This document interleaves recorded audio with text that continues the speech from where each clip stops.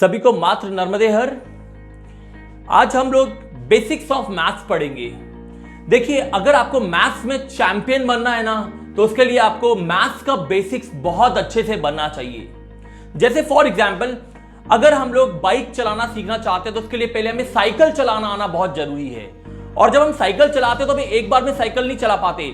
पहले हम लोग साइकिल जब चलाते हैं तो बहुत बार गिरते हैं, लेकिन जब हम बार बार गिरते हैं, बार बार साइकिल चलाते हैं, तो हम लोग परफेक्ट हो जाते हैं और फिर हमें साइकिल चलाना भी आती है। और जब हमें साइकिल चलाना आ जाता है तो उसके बाद हमारे अंदर कॉन्फिडेंस बढ़ता है, और उस कॉन्फिडेंस से हम लोग इसके बाद बाइक चलाते हैं, एक्टिवा चलाते हैं, कार चलाते हैं, और उसके बाद तो बच्चा अगर मेहनत करे तो एरोप्लेन भी चला लेता है।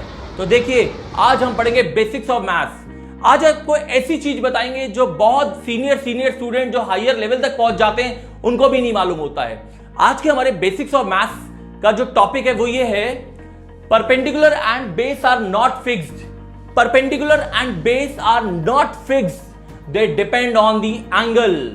एक्चुअली जूनियर क्लासेस में हमारे मन में एक चीज आ गई थी कि एवरी वर्टिकल लाइन, हर वर्टिकल लाइन एक परपेंडिकुलर होता है और हर हॉरिजॉन्टल लाइन एक बेस होता है। ये हम लोग मान चुके हैं, हमें जूनियर क्लासेस में ये रटवा दिया गया था, इसको परपेंडिकुलर बोलते हैं, इसको बेस बोलते हैं। नहीं बच्चे, it is not like that. Don't think that every vertical line is a perpendicular and every horizontal line is a base. ऐसा नहीं होता है। आज मैं आपको परपेंडिकुलर, बेस और हाइपोटेन्यूज का टॉपिक बहुत अच्छे से क्लियर कर दूंगा। ये क्या होता है परपेंडिकुलर, क्या होता है बेस और क्या होता है हाइपोटेन्यूज, आइए समझते हैं। देखिए, जब हम एक राइट एंगल ट्राइंगल की बात करते हैं, देखो परपेंडिकुलर और बेस का लॉजिक राइट एंगल ट्राइंगल में ही आता है। जब हम एक राइट एंगल ट्राइंगल की बात करते हैं तो हमेशा याद रखना, ट्राइंगल में तीन साइड होती हैं। A B is the first side, B C is the second side, C A is the third side. आप ट्राइंगल में 90 डिग्री देखना कहां है, 90 डिग्री। जहां पे 90 डिग्री होता है उसके सामने वाली साइड हाइपोटेन्यूज होती है। 90 डिग्री के सामने वाली साइड हाइपोटेन्यूज होती है। आप हमेशा मन में बिठा लो, जहां भी 90 डिग्री होगा, 90 डिग्री के सामने वाली साइड, 90 डिग्री के सामने वाली साइड हाइपोटेन्यूज होगी। तो देखिए, ये रहा 90 डिग्री, इसलिए ये रहा हाइपोटेन्यूज। देखिए, ये रहा 90 डिग्री, इसलिए ये रहा hypotenuse. Remember that the side opposite to 90 degree is known as hypotenuse. The side opposite to 90 degree is known as hypotenuse. So 90 degree के सामने वाली साइड हाइपोटेन्यूज, 90 डिग्री के सामने वाली साइड हाइपोटेन्यूज। Got it?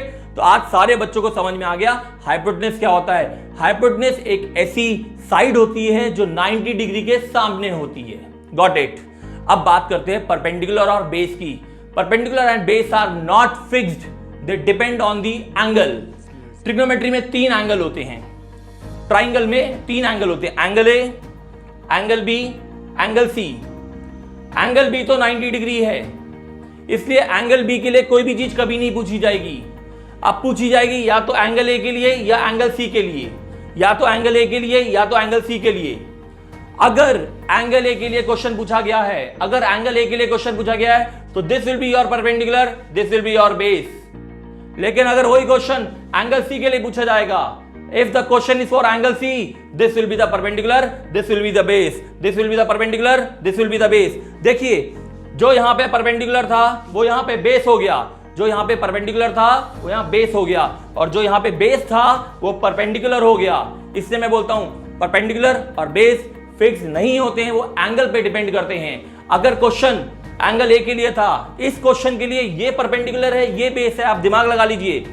जिस एंगल के लिए question पूछा जाता है उसके सामने वाला परपेंडिकुलर होता है।